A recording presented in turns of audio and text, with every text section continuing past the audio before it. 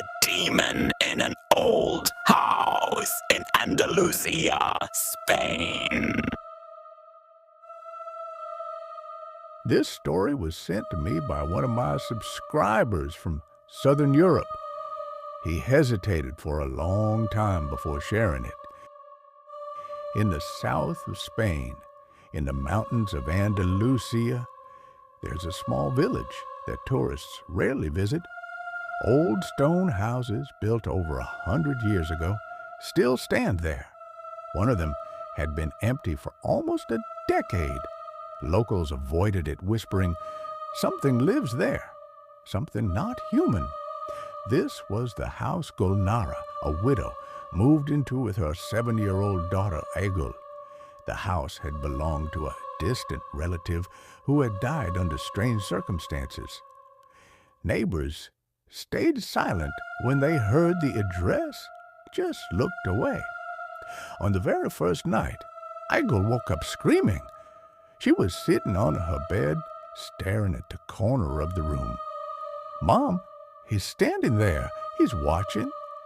Gulnara brushed it off as childhood fears.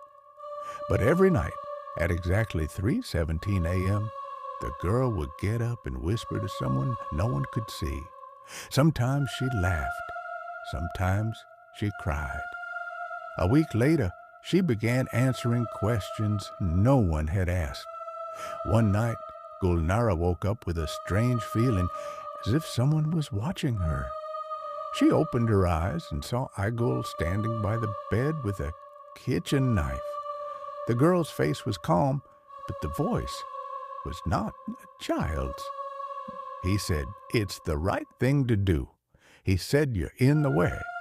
Gulnara screamed, knocked the knife from her hands, and locked her daughter in the room until morning.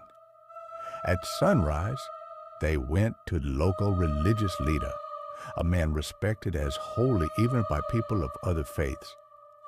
When he began to read verses from the Quran, sacred Muslim texts, Aigul smiled with someone else's smile. Her voice became deep and raspy, like an adult man speaking. The holy man whispered, "This is not a child, and it's not a human. A shaitan, an evil spirit, has taken residence in this house, seeking to frighten or harm." The exorcism lasted 3 days. Aigul screamed in languages she had never learned. Her body twisted unnaturally, and mirrors shattered. Lamps broke throughout the house.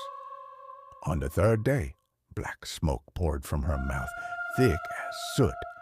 It hit the ceiling and vanished. Aigul lost consciousness.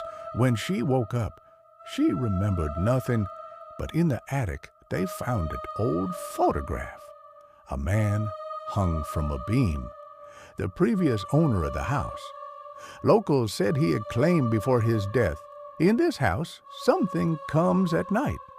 Since then, Gulnara invites the holy man every Friday to read sacred texts, because sometimes when the house is dark and quiet, a shadow appears in Aigul's closet, a shadow that belongs to no one.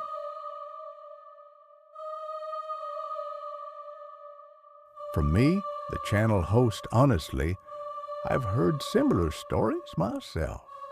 Different countries, different houses, but the details are eerily alike. Night, children, strange voices, spirits that come when they are not expected. If this is fiction, it's way too detailed. If it's not, some doors are better left unopened.